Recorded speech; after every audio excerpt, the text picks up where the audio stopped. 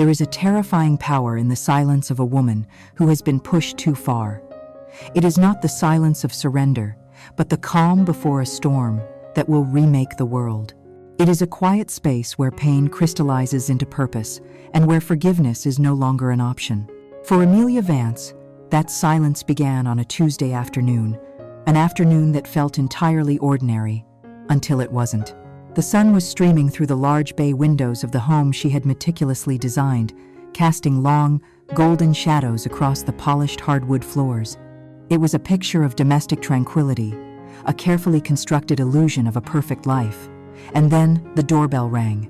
It was a courier, holding a small, elegantly wrapped box tied with a thick, cream-colored ribbon. It looked expensive, important.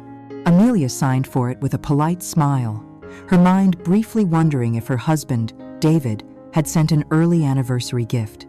But as she held the box, a strange coldness seeped through the cardboard, a premonition that this was not a token of affection. Inside, nestled on a bed of satin, was a single, heavy card. The engraving was immaculate, the letters embossed in gold leaf. It announced the 50th wedding anniversary celebration for Arthur and Eleanor Vance, a gala to be held at the most exclusive country club in the state. It was the event of the season, a testament to the power and endurance of the Vance dynasty. Amelia's eyes scanned the invitation, her heart beginning a slow, heavy drumbeat against her ribs. She saw her husband's name, Mr. David Vance, printed in stately script. She read the line again, and then a third time. Her own name, Amelia, was nowhere to be found. It wasn't an oversight. Tucked beneath the invitation was a smaller, more personal note card. The handwriting was a familiar, sharp slant, each letter a tiny, elegant blade. It read, "Just family, dear." And in those two words, Amelia felt the crushing weight of a decade of quiet humiliations. It was her mother-in-law, Eleanor's, final, public dismissal. This was not just an exclusion, it was an erasure.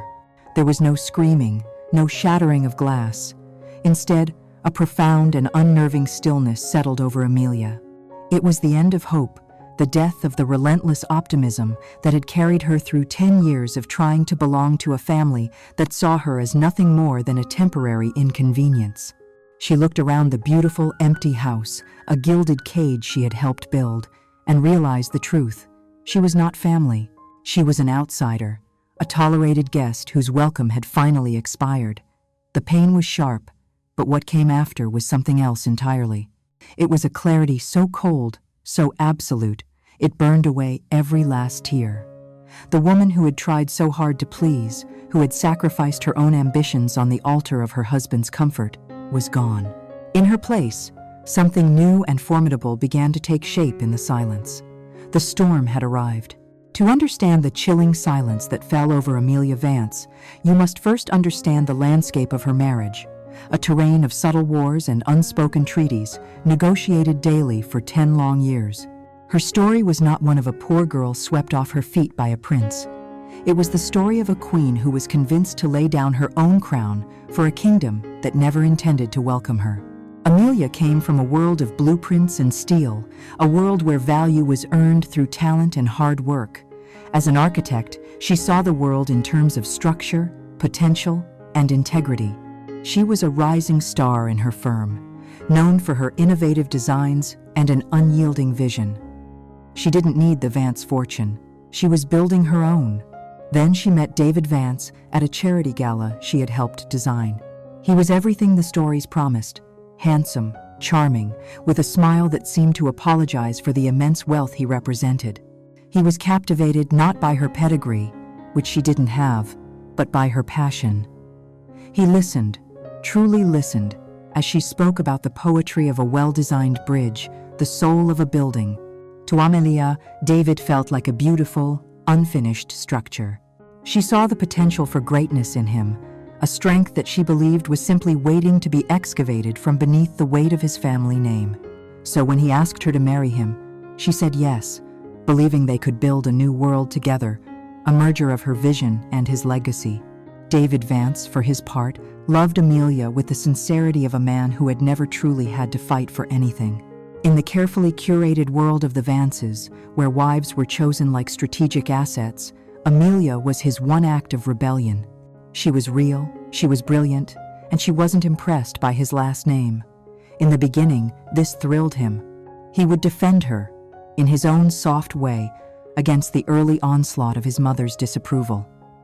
"Just give her time, Amelia," he would whisper at night, after a family dinner, thick with tension. "She'll see how incredible you are. I see it." But David's spine was forged from sentiment, not steel.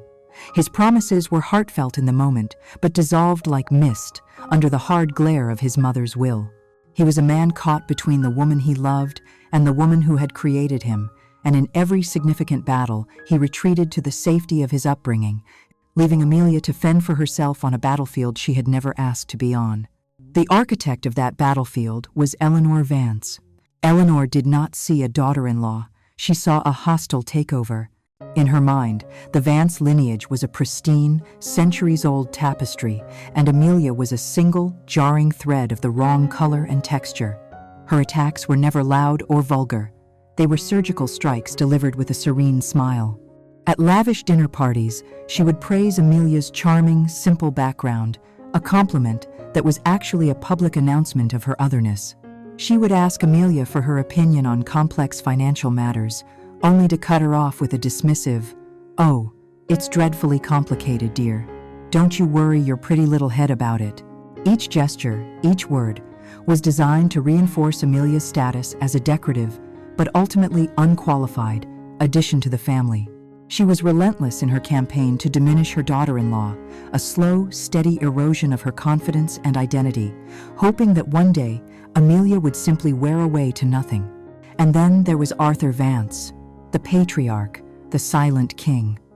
While Eleanor was a visible storm, Arthur was a distant, brooding mountain, impossible to read. He ran Vance Industries with an iron fist and a strategic mind that was legendary in the world of business. At home, however, he was a ghost at his own feast. He would sit at the head of the long, mahogany dining table, observing the family drama through hooded, intelligent eyes, yet never intervening. His silence was a source of constant confusion for Amelia. Did it signal disapproval of his wife's cruelty, or was it a quiet endorsement? In 10 years, he had rarely spoken more than a few dozen words directly to her. She saw him as a willing accomplice to Eleanor's psychological warfare. Yet, there was one memory, a flicker of something different, that she held on to. Years ago, at a tense family gathering, a guest had been mocking a new, avant-garde museum design. Amelia, unable to help herself, had quietly and eloquently defended the architect's vision. Eleanor had been about to silence her with a cutting remark when Amelia caught Arthur's eye. For a single, fleeting moment, she saw not indifference, but a sharp, analytical respect. He had given a slow, almost imperceptible nod. He had said nothing, but he had listened. The moment passed, and the wall of silence returned, leaving Amelia to wonder if she had imagined it. This was the family Amelia had married into. A weak husband who offered love, but not loyalty. A cruel mother-in-law who offered only enmity. And a distant father-in-law who offered only silence. For a decade, Amelia had endured. She had hosted the perfect dinners, worn the right clothes, supported David's faltering business ventures with her own forsaken career funds, and absorbed Eleanor's endless slights with a grace that was mistaken for weakness. She had held on to the hope that her love, her patience, and her intelligence would eventually win them over, that one day they would see her, the real her. But the foundation of her patience was built on the sand of David's empty promises. Each time he chose his mother over her, a crack would appear. Each time Eleanor reminded her that she was not a true Vance, the foundation would sink a little lower. The invitation was not a stone that broke her. It was simply the final gust of wind that revealed the entire structure had already crumbled to dust. They had all profoundly misunderstood the nature of her endurance. They thought they were bending her to their will. In reality, they were compressing coal into a diamond, forging a woman with a will harder and more brilliant than any of them could possibly imagine. Every great betrayal is preceded by a great act of faith. For Amelia, The seed of her current cold resolve was planted 5 years earlier, in a moment of supreme hope and devastating sacrifice. To the outside world, she had simply transitioned from a promising career to the more private role of Mrs. David Vance, a common enough story in the circles she now moved in. But the truth was far more brutal. It was not a transition, it was an amputation. 5 years ago, Amelia was not just an architect, she was on the verge of greatness. The firm she had co-founded, Miller Chen Designs, had just won the bid for the new waterfront museum, a project that would have solidified her name as one of the most visionary designers in the country. It was the culmination of everything she had worked for, a dream rendered in glass and steel. She remembers the day she saw the confirmation letter, the feeling of pure, unadulterated triumph, the sense that her future was a tangible thing she could hold in her hands. That very evening, she came home, ready to celebrate with David, only to find him pacing in the living room, his face a mask of anxious energy. He wasn't there to celebrate her victory. He was there to sell her a new dream, one that would eclipse her own. David, who had always chafed under the heavy mantle of Vance Industries, had an idea. It was a tech startup, something in the renewable energy sector. It was brilliant, it was timely, and more importantly, it was his. "This is it, Amelia," he had said, his eyes gleaming with a passion she hadn't seen in years. "This is our chance to build something that is truly ours.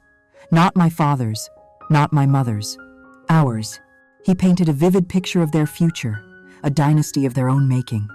He would be the titan of tech, she the empress of architecture. They would be a true power couple, equals in every sense. But there was a catch. He needed capital, a significant amount of it, to get started without ceding control to outside investors or, worse, his own family.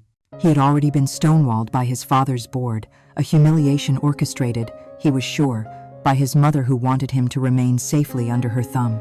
Then he turned to her, his voice dropping to an intimate, persuasive whisper. He knew about the museum project. He knew what it meant for her firm and for her personally. He asked her to believe in him, not just with her heart, but with her future. He didn't ask for a loan, he asked for a partnership. "Sell your shares," he urged. "Invest in us. We'll be co-founders. 50-50. It won't be Vance Innovations. It will be Vance Miller Energy. Your name, right next to mine. On the building, on the patents, on everything." He held her hands, his gaze unwavering, and promised her the world.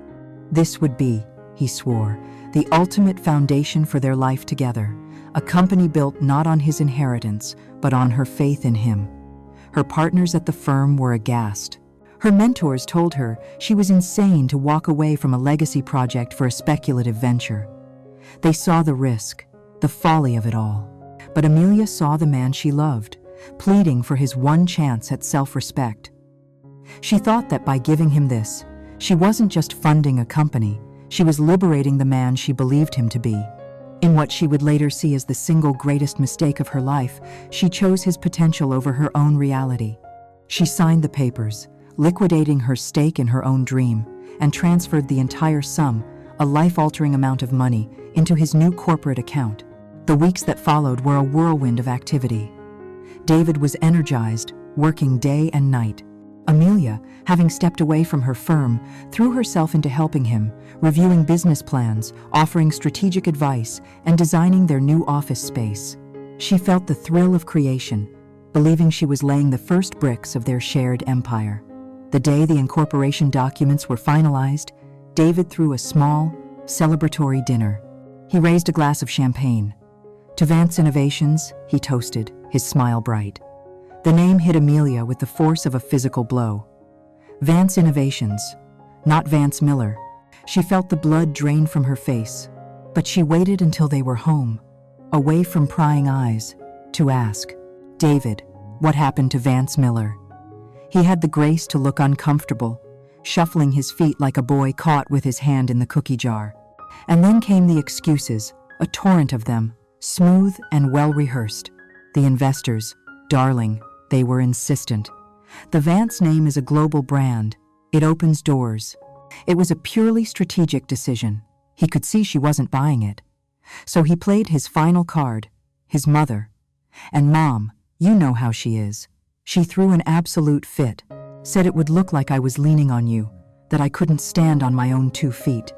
It's just temporary, Amelia, I promise. It's a formality to get her off my back. As soon as we close our second round of funding, we'll file the amendment. You know you're my partner in everything that matters. This is just paper. He pulled her into his arms, kissing her forehead, his charm working like a familiar anesthetic, dulling the sharp edges of the betrayal. And because she had already sacrificed everything, because the alternative was to admit that her faith had been misplaced, she allowed herself to be sedated. She nodded, she accepted, and she buried the shard of ice that had just lodged itself in her heart. That was the first true crack in the foundation of their marriage. It was the moment she learned that David's promises were negotiable, and that her name would always be the first thing he was willing to erase. The 5 years that followed the birth of Vance Innovations were a masterclass in quiet endurance. The wound from David's broken promise never truly healed. It simply scarred over, a hard, invisible layer beneath the placid surface of their marriage. Amelia learned to navigate the Vance family dinners and society events with a detached grace. She played the part of the supportive wife flawlessly, while the architect within her observed, noting every structural flaw, every hairline crack in the family's grand facade.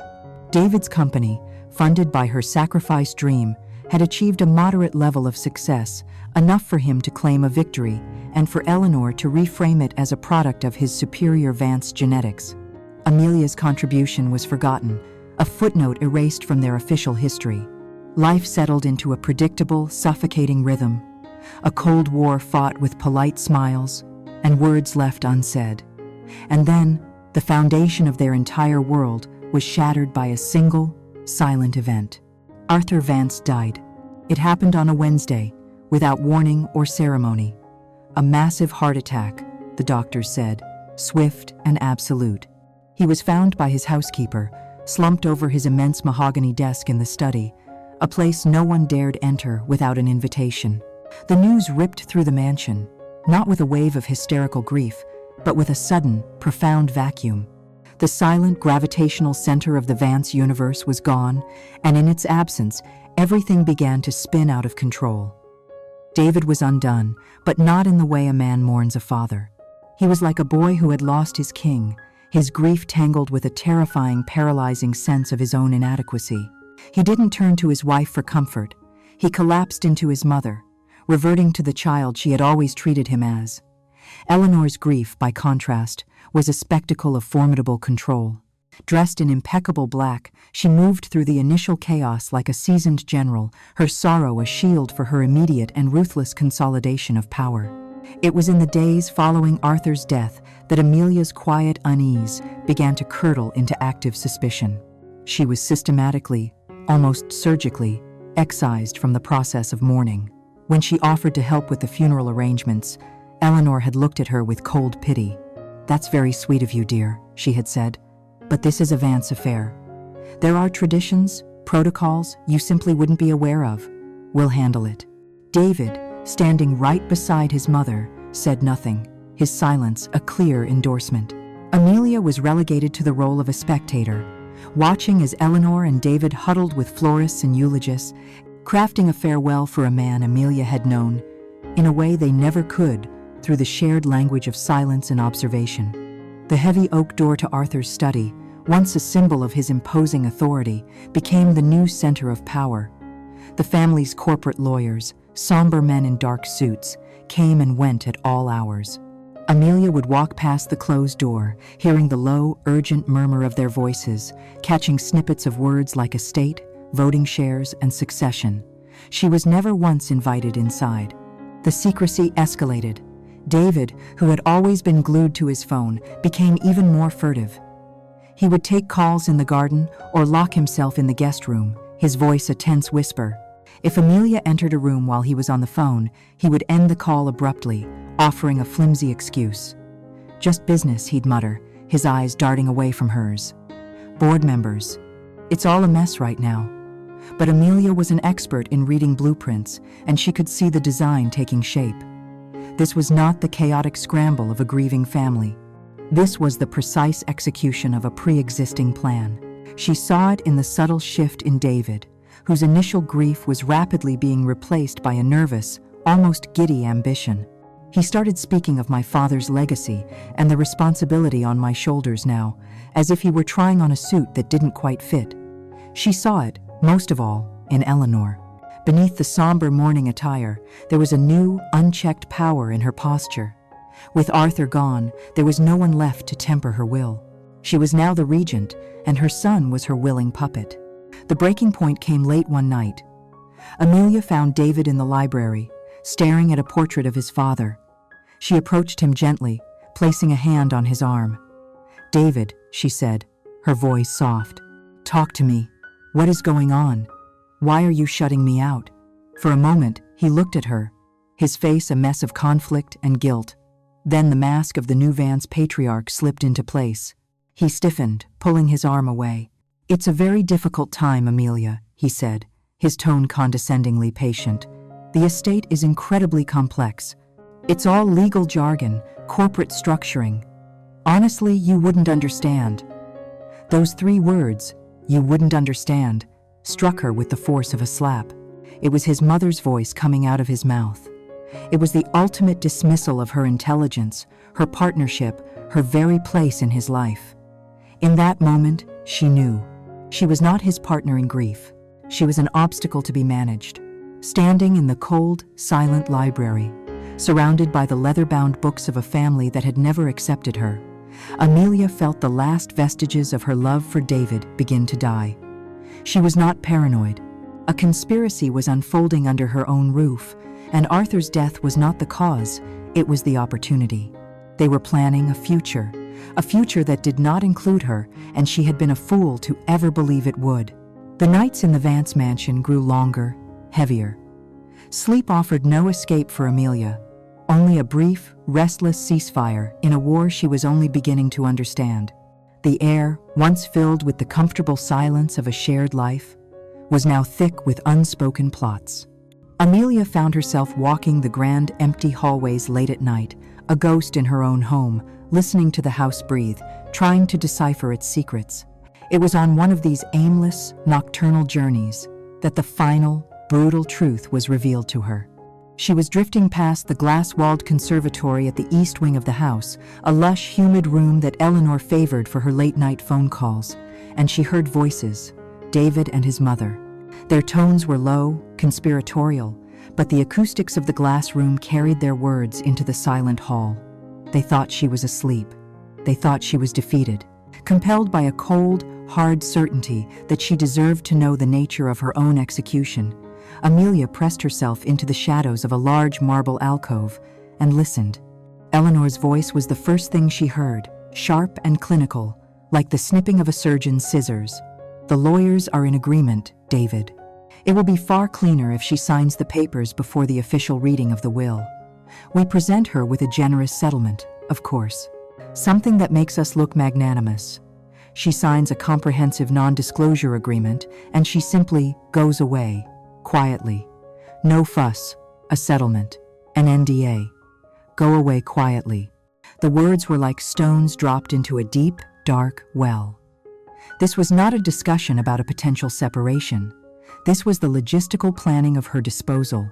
Then came David's voice, not angry, not defensive, but weak, hesitant, laced with a pathetic sort of guilt. "I don't know, Mother. It feels so ruthless." So soon after Father's death, Eleanor's response was immediate, a whip crack of contempt. "Don't be a fool, David. Your father's death provides the perfect cover. We are a grieving family, forced to make difficult but necessary arrangements. This was always the end game, you know that. Your little rebellion had a shelf life. You just lacked the courage to see it through. Now, circumstances have made the decision for you." Amelia felt a wave of nausea, so profound she had to place a hand on the cold marble to steady herself. This was always the end game. Her entire marriage, her decade of sacrifice, had been nothing more than a temporary phase in their lives, a little rebellion that was now being tidied up like a youthful mistake. But the true horror, the discovery that would incinerate the last remnants of her heart, was yet to come. Eleanor's voice softened, shifting from command to seduction, a tone she used when she was maneuvering her son like a pawn on a chessboard. Besides, she cooed, Victoria is a much more suitable partner for the man you are becoming. Her father is ecstatic about the potential merger between our companies. She understands our world, our responsibilities. She won't question you, David. She will support you, adore you. David's reply was the final twisting of the knife. He didn't defend Amelia. He didn't protest. He just sounded tired, resigned. Victoria is fine, Mother, he sighed. She's easy. Victoria Langford, the impossibly beautiful, raven-haired daughter of a rival corporate dynasty. Amelia's mind, trained to see connections and patterns, ignited. Suddenly, 100 disjointed memories clicked into a perfect, horrifying picture. The countless late-night board meetings David had attended. The scent of an unfamiliar, expensive perfume on his suit jacket. The single, unexplained receipt from a boutique hotel she'd found in his coat pocket months ago. The easy, intimate way Victoria had touched his arm at the last charity ball. It was not a plan for the future. It was the reality of the present. He was already having an affair. An affair his mother had not just sanctioned, but had likely arranged. The betrayal was absolute. A monstrous, two-headed beast. Her husband had betrayed their vows, and her mother-in-law had orchestrated it, all while Amelia was sleeping in their house, under their roof. She was not just being replaced. She had been living as a fool in a carefully staged play. The only actor who didn't know her role was temporary. Amelia backed away from the doorway, a silent, graceful retreat. There was no sound, no gasp, no sob. The pain was so vast, so all-consuming, that it bypassed tears and transformed directly into something else. It was a terrifying, crystalline clarity, a purpose. She went upstairs, not to the bedroom she shared with David, but to Arthur's study, which had remained untouched since his death. She stood in the dark, looking at her faint reflection in the large window overlooking the sprawling estate. The woman staring back at her was a stranger. The softness was gone, the hopeful light in her eyes extinguished, replaced by a hard, cold fire. The loving wife was dead. The patient daughter-in-law was dead. The fool was dead. And in her place stood a woman who had nothing left to lose. Eleanor wanted her to disappear. David wanted someone easy. They had underestimated her so profoundly it was almost laughable. They thought they could buy her silence and erase her from their lives. They had no idea. They had just armed a ghost with a reason to burn their kingdom to the ground. In the 24 hours after discovering the depth of her husband's betrayal, Amelia moved through the world as if she were encased in ice. The shock had frozen her, creating a shell of perfect, chilling composure. She sat at the breakfast table with David and Eleanor, her face a serene mask, passing the salt and commenting on the weather. They saw her quietness and mistook it for submission, the final, broken stage of grief. David looked at her with a flicker of pity, the condescending sorrow of a man who believes he has won. Eleanor watched her with the smug satisfaction of a predator whose trap had finally sprung. They thought she was a lamb, being led to the slaughter, unaware that the creature they had created was a wolf in sheep's clothing, observing, waiting, her mind a razor-sharp blade being honed by her pain. She was utterly alone, an island in a sea of enemies, and the crushing weight of her isolation was beginning to feel absolute. And then, her phone vibrated. It was a private number. She didn't recognize it, and her first instinct was to ignore it, to let it disappear into the void where the rest of her life had gone. But something, a flicker of the old, defiant Amelia, made her answer. She slipped out onto the stone terrace, the cool morning air, a welcome shock to her senses. "Hello?" she said, her voice steady. The voice that replied was one she had never heard before. It was calm, measured, and elderly, with the kind of refined diction that spoke of old-world law firms and decades of quiet counsel. "Am I speaking with Mrs. Amelia Vance?" the voice asked. "Yes," she confirmed. "My name is George Harrison. I was your father-in-law's personal attorney, and, I would like to think, his friend." The name meant nothing to her. The Vance family used a high-powered, aggressive corporate firm for all their affairs. This man was someone different, a relic from another time. Mr. Harrison's voice grew more urgent. Mrs. Vance, I know this is a difficult time, but it is a matter of the utmost importance that I speak with you in person, alone. It is vital that neither your husband nor your mother-in-law know about our meeting. A jolt of electricity shot through Amelia's frozen core. Her isolation was not as complete as she thought. Someone else knew. Someone else was outside the conspiracy. When and where, she asked, her voice now crisp, all traces of the victim gone. He gave her the address of a discreet office in a historic downtown building, far from the gleaming skyscrapers that housed the Vance empire. An hour later, Amelia was walking out of the Vance mansion, telling the housekeeper she was going to visit an old college friend. The lie came easily, the first of many she now felt entitled to. Mr. Harrison's office was a sanctuary of old wood and worn leather, a place that smelled of paper and history. And the man himself was just as his voice had suggested, a gentleman in his late 70s, with eyes that were both kind and incredibly sharp. They seemed to assess her in an instant, seeing past the designer clothes to the steel beneath. He did not offer condolences or platitudes. He got straight to the point. Mrs. Vance, he began, his hands steepled on his large oak desk. I was Arthur's confidant for over 40 years. I handled the affairs of his heart and his conscience, not the affairs of his balance sheet. And I am here to tell you that your father-in-law was not the man his family believed him to be. Amelia listened, her breath held. He was a silent man, Mr. Harrison continued, but he was not a blind one. He saw everything. He saw your intelligence from the day David brought you home. He saw your integrity. He saw the quiet dignity with which you endured his wife's relentless campaign against you. The lawyer paused, letting his words sink in. He also saw his son, David.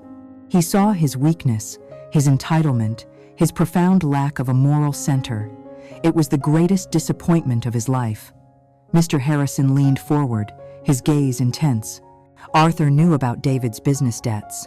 He knew about the money you gave him from your own career. And yes, Mrs. Vance, he knew about Victoria Langford. He considered it the ultimate act of dishonor. Amelia felt a crack in her icy composure, the first flicker of an emotion other than cold rage. It was validation. She had not been a fool. Her suffering had not been invisible. The silent king, the man she had resented for his indifference, had been her secret observer all along. In the last 6 months of his life, Mr. Harrison said, Arthur knew his health was failing. He began to put a contingency plan in place, a plan to protect his true legacy from his own family. It was then that Mr. Harrison opened a drawer in his desk and took out 2 items. The first was a small, heavy key made of brass, intricately designed. He entrusted this to me during our last meeting, 1 week before he passed. His instructions were explicit. It was to be given only to you in the event of his death. He slid the key across the polished wood. It felt warm in Amelia's cold hand. The second item was a sealed envelope, bearing her name in Arthur's elegant, precise script.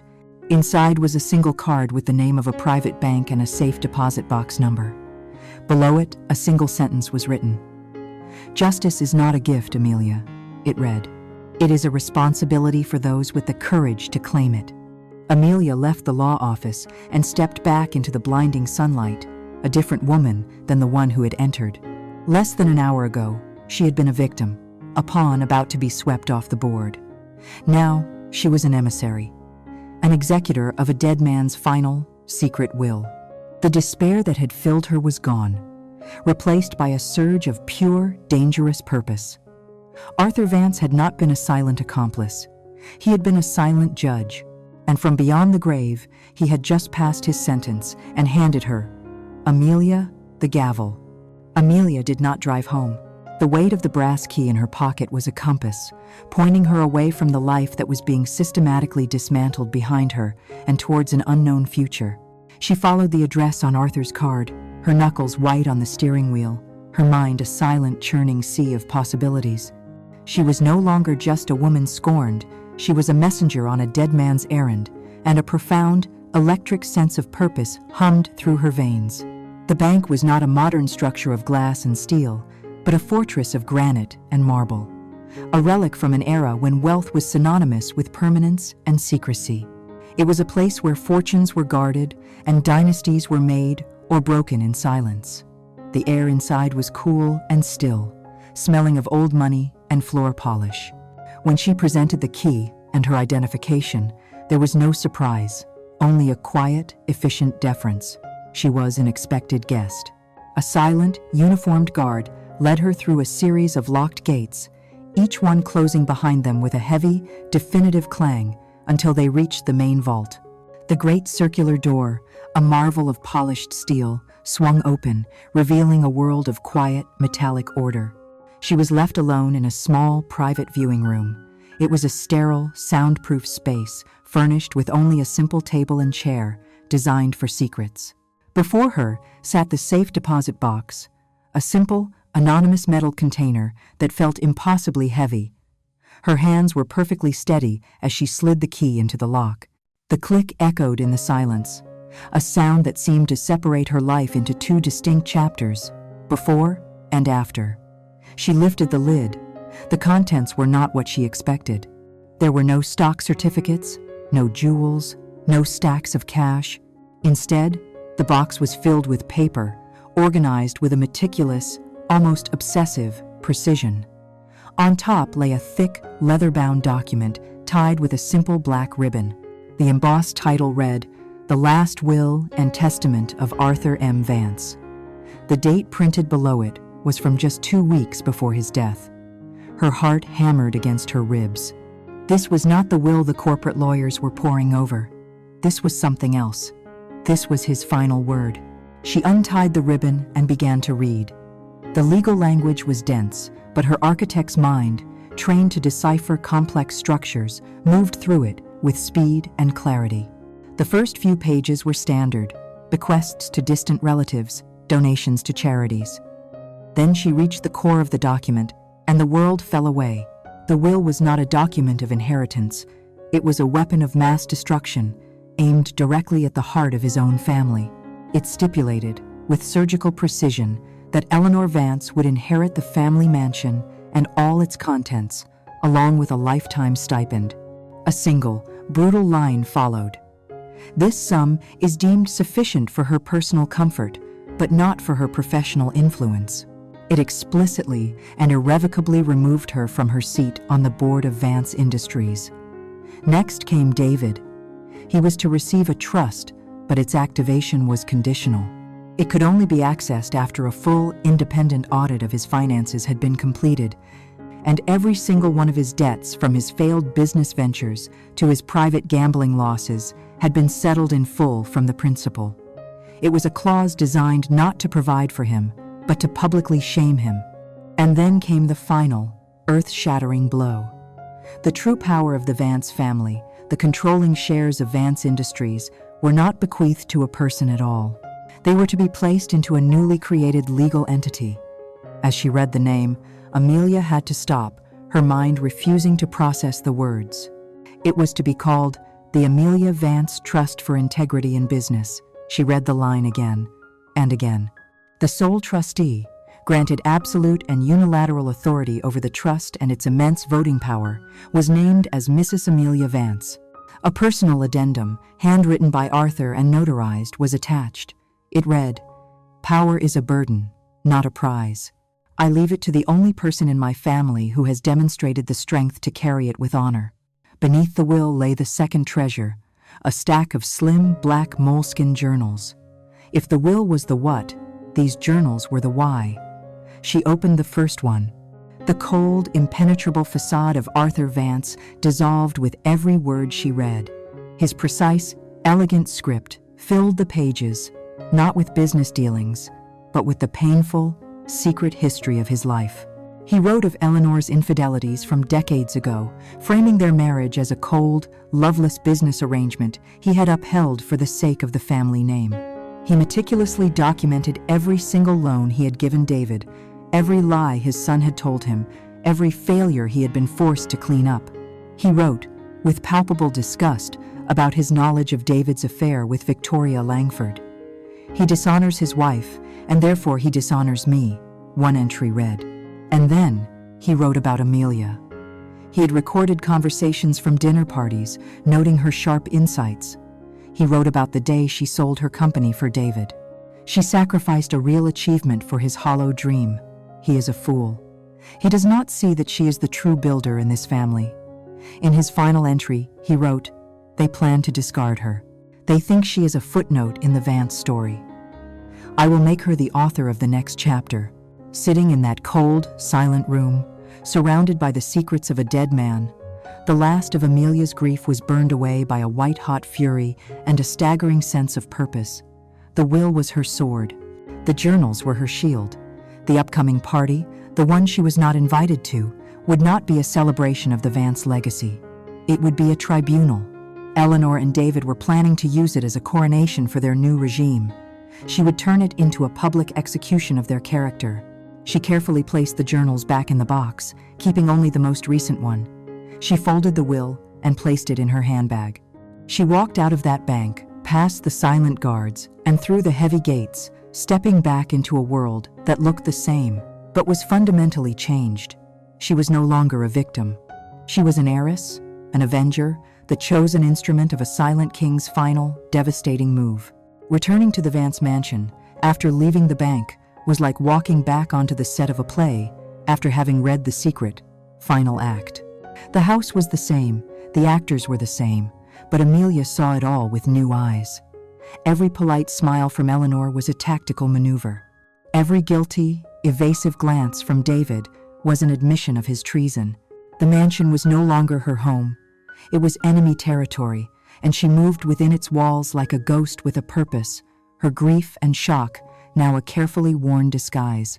They saw a woman shattered, drifting through her days in a fog of sorrow. What was actually happening was a quiet, meticulous reconnaissance. She was a general studying the terrain of her own battlefield, noting the routines, the conversations, and the fatal arrogance of her opponents. They believed they had broken her, but they had merely made her invisible, and in that invisibility, she began to build her army. Her first move was to meet again with George Harrison. In the quiet sanctity of his office, she laid out Arthur's secret will and the damning journals. A slow, grimly satisfied smile spread across the old lawyer's face. He had known his friend was a brilliant strategist, but the sheer, ruthless elegance of his final plan was a masterpiece.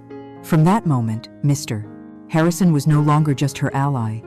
He became her chief counsel, her consigliere. Together, they mapped out the legal intricacies, preparing the motions and injunctions necessary to enforce the will's terms with the speed and shock of a lightning strike. Mr. Harrison activated his network of trusted legal professionals, preparing them for a battle that would shake the city's corporate foundations. But Amelia knew that legal power was not enough. She needed to prove, immediately and decisively, that she was not just an heiress, but a leader. For this, she turned to her past. She made a call to Ben Chen, her former partner at Miller Chen Designs. He was a man whose integrity she trusted as much as his genius.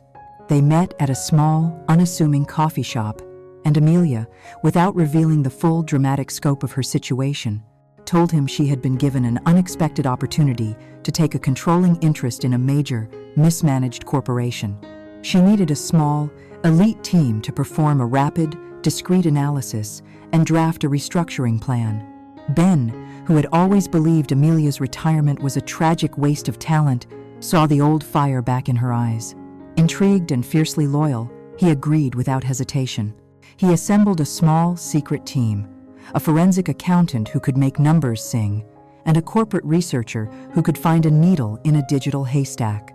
They set up a war room in a leased, anonymous office suite downtown, a sterile, modern space that was the antithesis of the opulent Vance mansion. Paid for with the last of her pre-marriage savings, this was the first piece of her new life that was entirely her own. The war room became her sanctuary and her forge. While she played the part of the broken wife at home, her nights were spent under the fluorescent lights of the office, surrounded by whiteboards and financial projections. With Arthur's journals as their guide and Ben's team as their engine, they began to dissect Vance Industries. Her architect's mind was perfectly suited for the task. She saw the corporation not as a set of balance sheets, but as a vast, complex structure, and she immediately identified its deep, systemic flaws. She found the vanity projects, championed by Eleanor, that were bleeding money. She traced the reckless acquisitions, spearheaded by David, that were leveraged to the hilt. But the true bombshell was Vance Innovations. Just as Arthur had suspected, David's company was a complete sham, a house of cards propped up by a series of illegal, off-the-books loans funneled from Vance Industries' own pension fund, a crime orchestrated by Eleanor to save her son from ruin. It was not just mismanagement, it was fraud on a massive scale. But Amelia's plan was not simply to tear down the old, it was to build the new. She and Ben worked relentlessly, drafting a bold, new vision for the company. They created a plan that would slash the rot, divest from the failing projects, and reinvest in innovation and sustainability, bringing the company back to the core principles of quality and integrity that Arthur had originally built it on. It was a plan of rescue, not just revenge. While the strategy took shape, so did Amelia. The metamorphosis was profound. She packed away the soft fabrics and pale colors of her old life. Her new wardrobe became her armor, sharply tailored suits, dresses in bold, dark hues of navy, charcoal, and black. Her hair was styled in a severe, elegant cut. Her entire physical presence changed. She stood taller, her voice grew lower, more measured, each word chosen with deliberate impact. She spent hours alone in the war room, rehearsing her speech for the party, anticipating every possible argument, preparing a calm, factual counter for every emotional outburst she knew would come.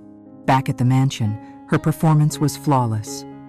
She seemed more distant, more fragile than ever, telling David she was spending her days reconnecting with old friends.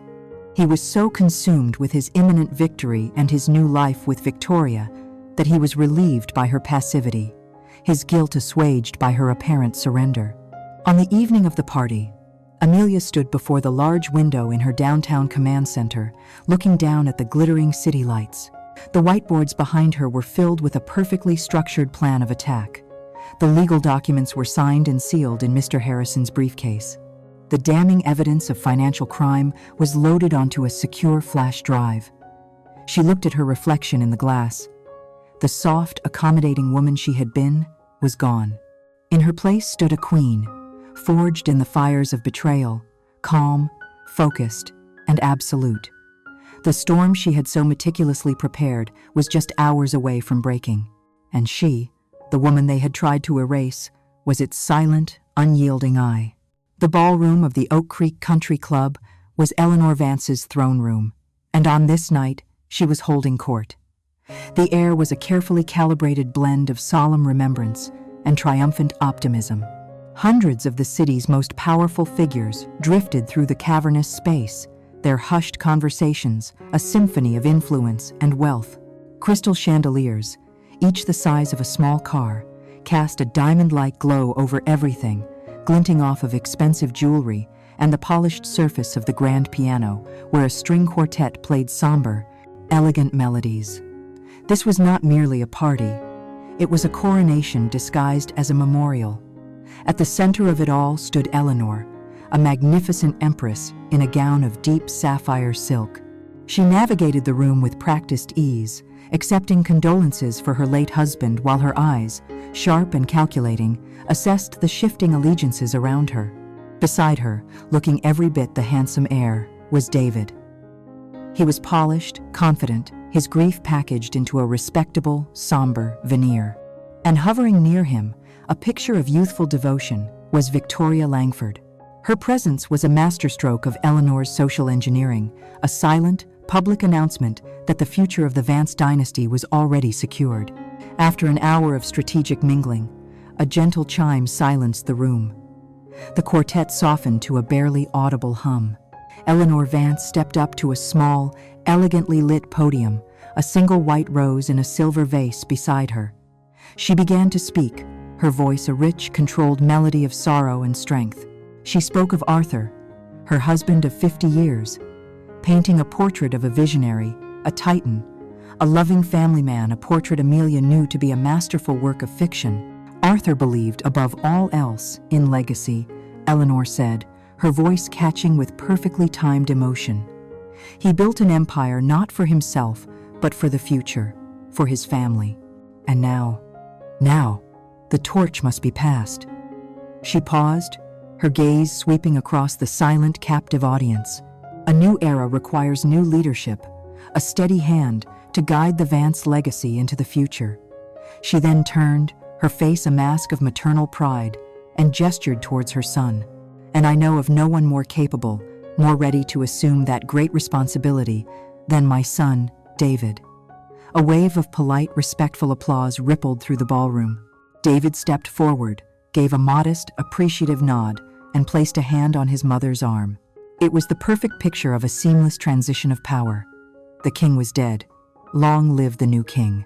It was at that exact moment, as the final patter of applause was dying down, that the great double doors at the far end of the ballroom swung open. They didn't creak or drift. They flew open with a sudden, authoritative force that commanded the attention of every person in the room. The string quartet faltered, a single violin note dying in a discordant squeak. All conversation ceased.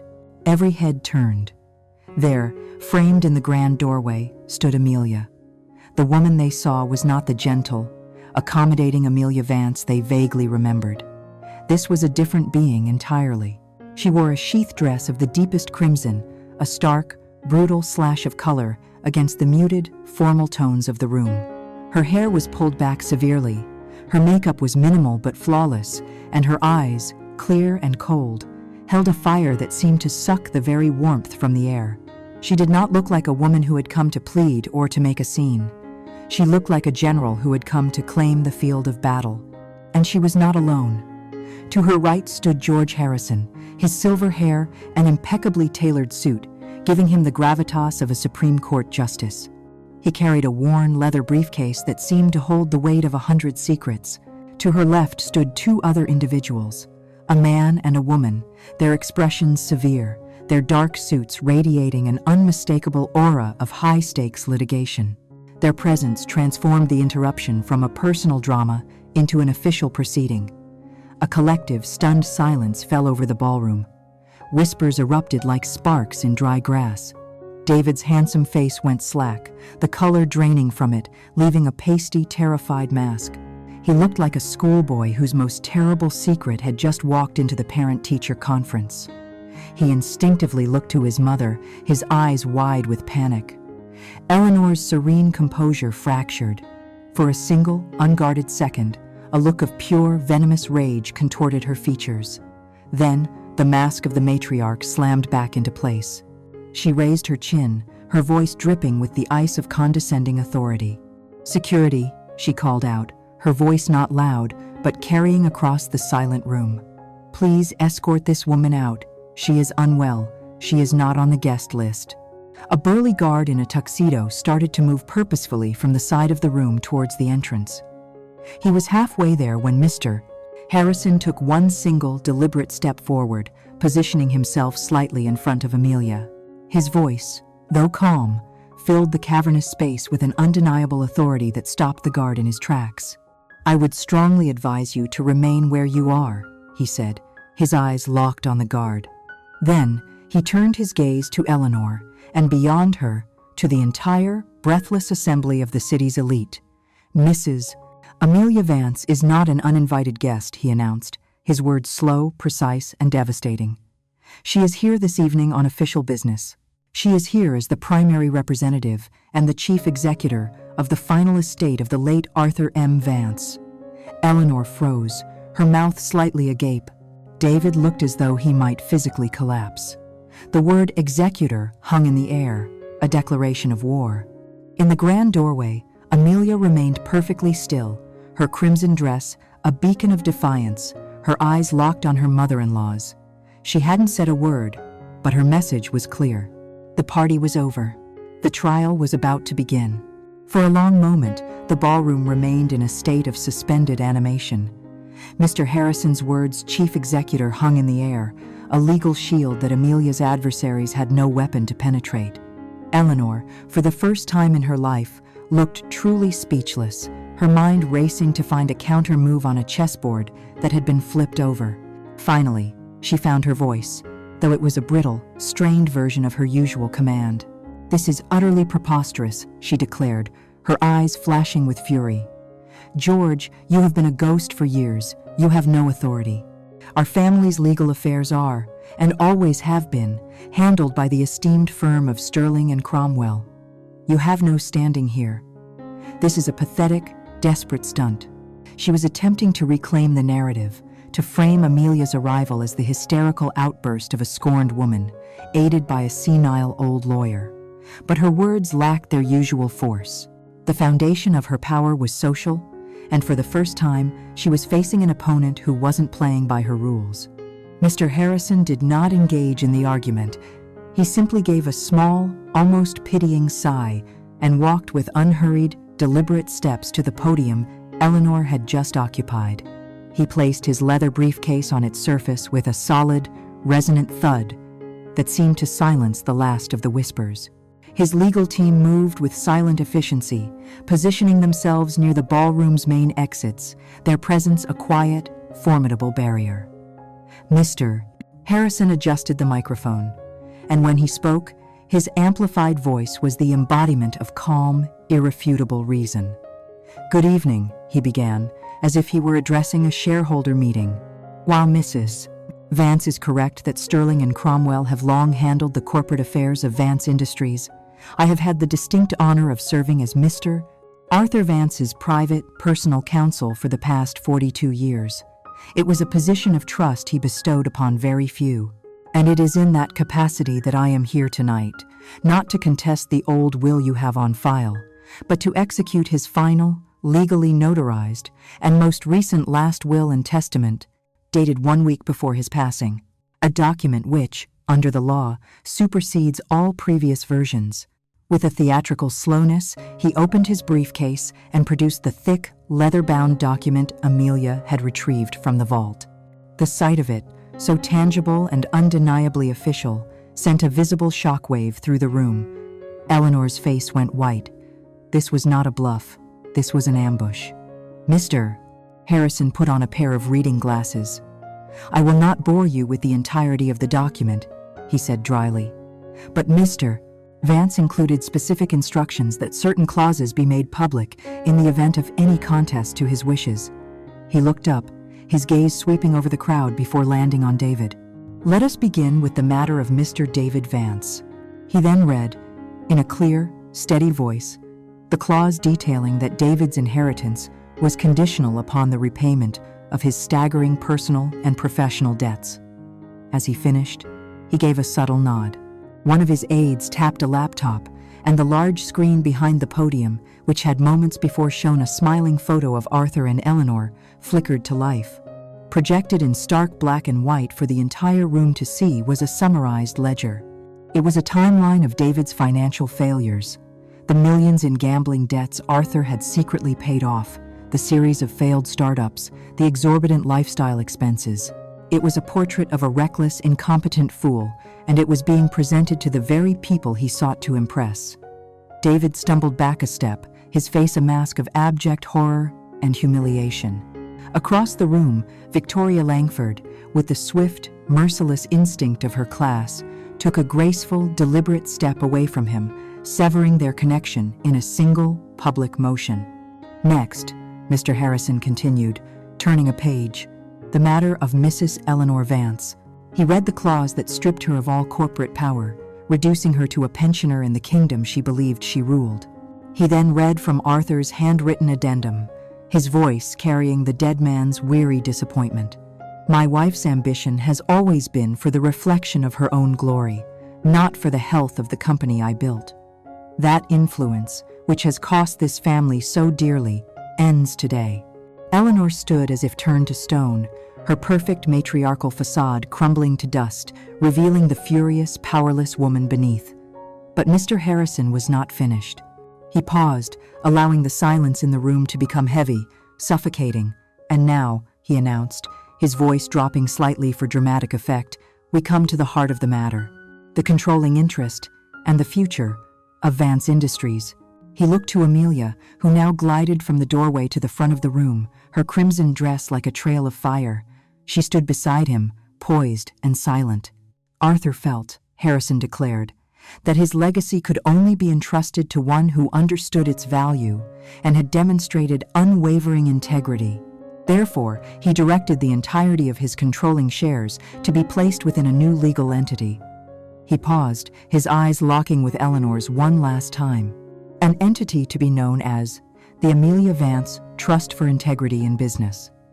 Mr. Vance has named Mrs. Amelia Vance as its sole, permanent, and uncontestable trustee.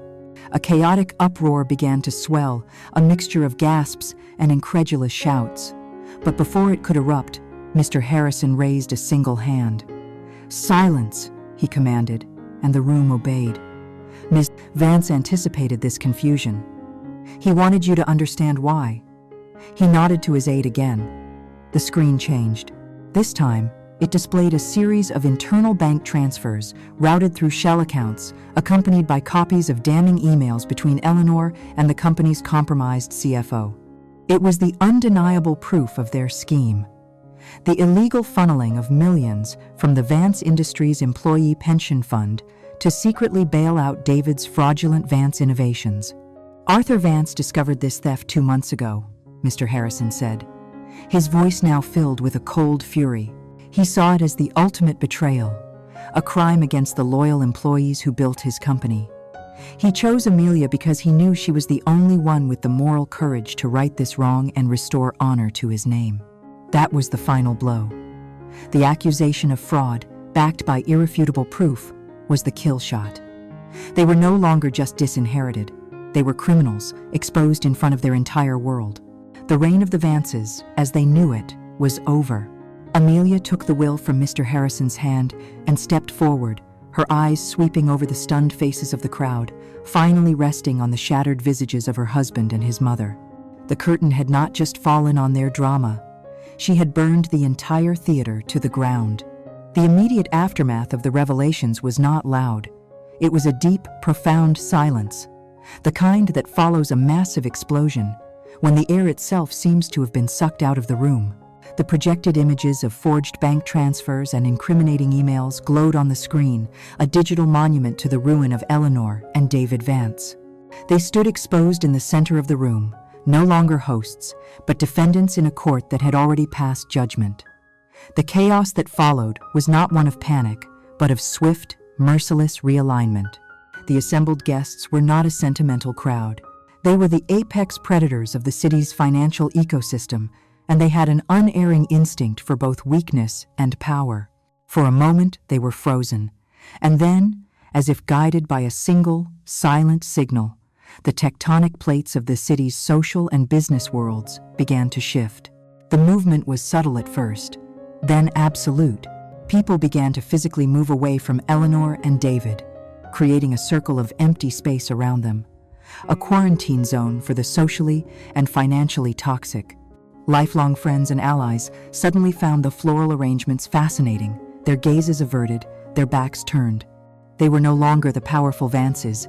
They were pariahs, their names now synonymous with scandal and fraud. David stood like a hollowed-out mannequin, his eyes vacant, his face a mess of sweat and shame. Eleanor remained rigid, her spine erect, but the look in her eyes was that of a cornered animal, her fury now trapped behind a mask of impotent rage. And then the second movement began.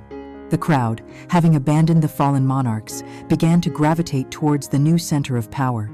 They moved towards Amelia. It was in this moment that Amelia truly took command. She did not look at David or Eleanor. To gloat would have been a sign of weakness, of emotion. Her victory was not personal, it was strategic. She stepped to the podium, and a new hush fell.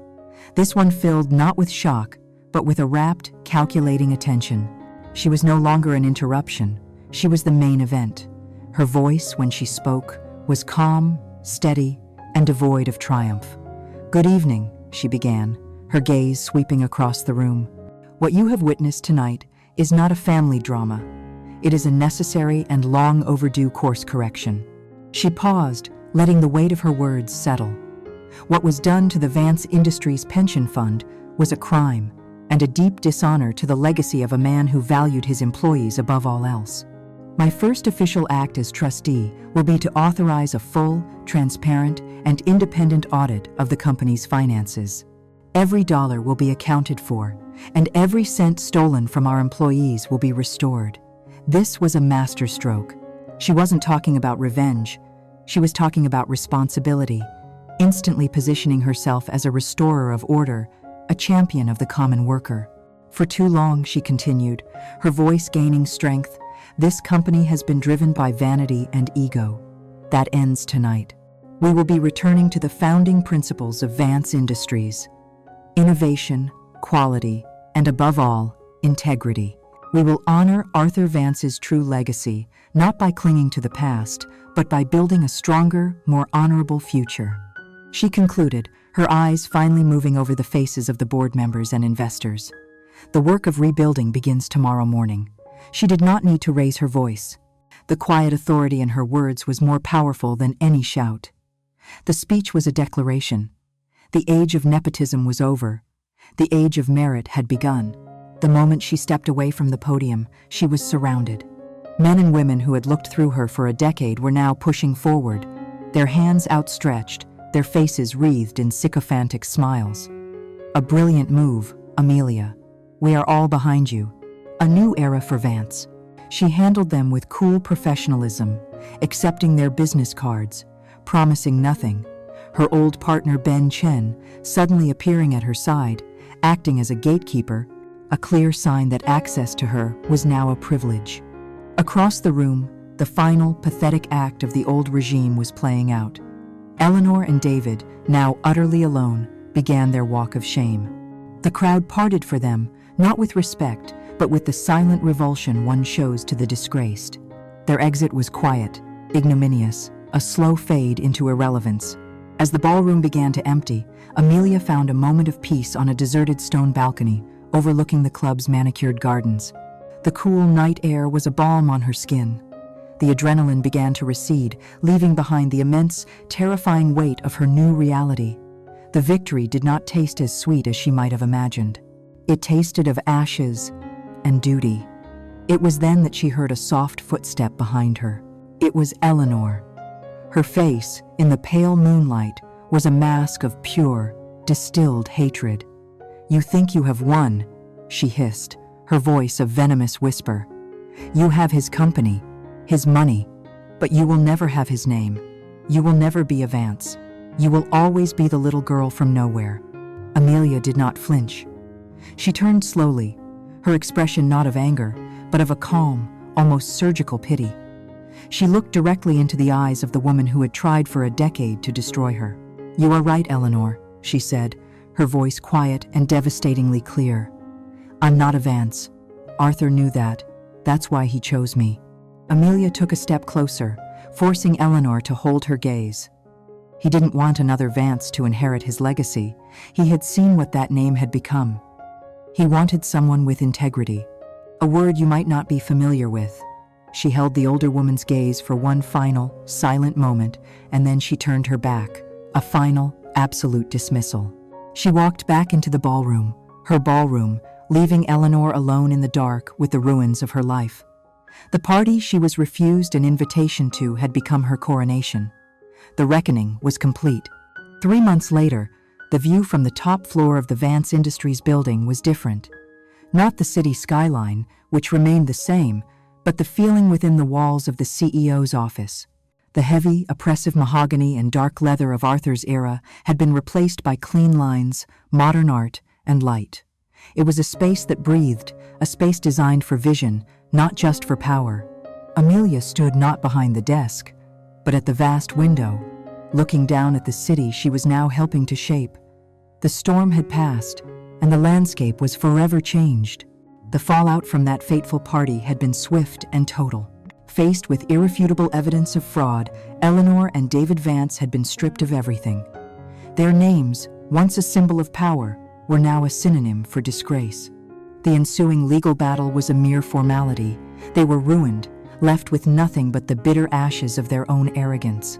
Amelia, however, had not spent a single moment looking back.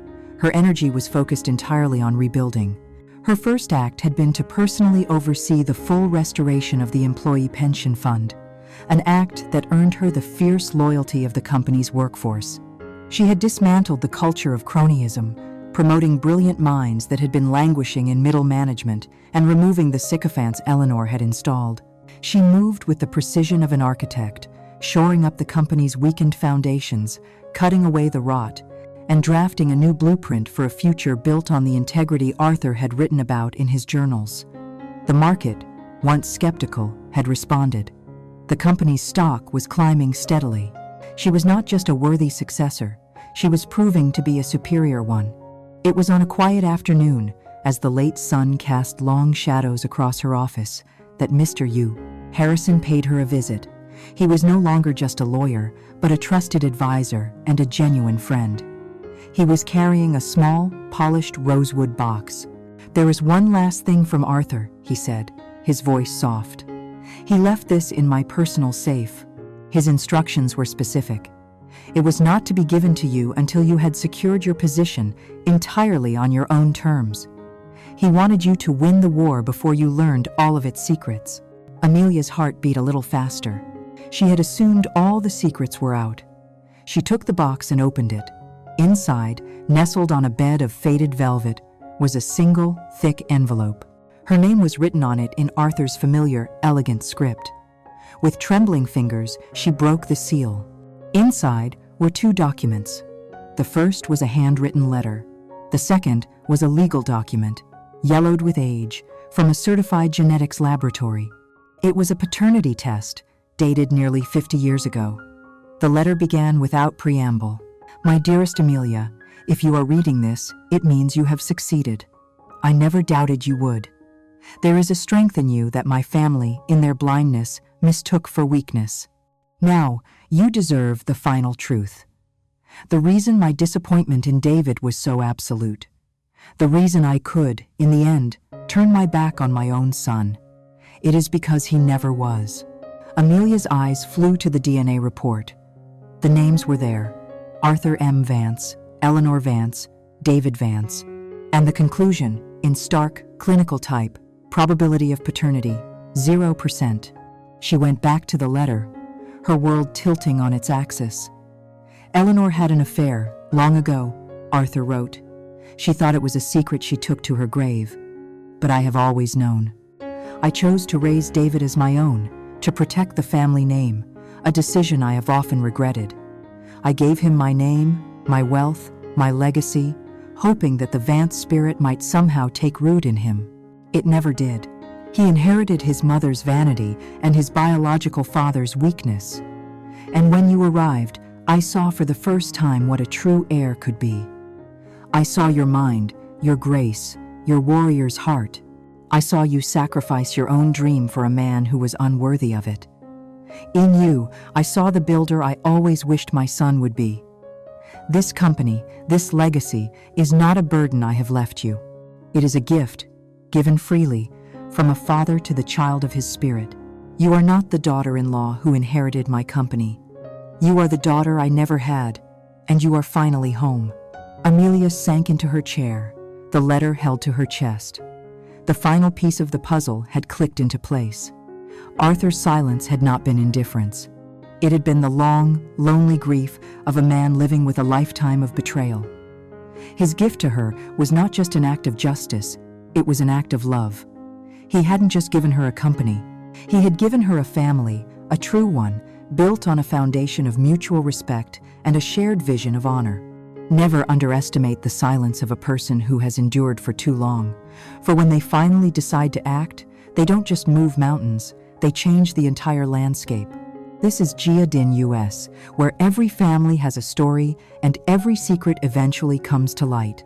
Join us next time for another tale hidden behind closed doors.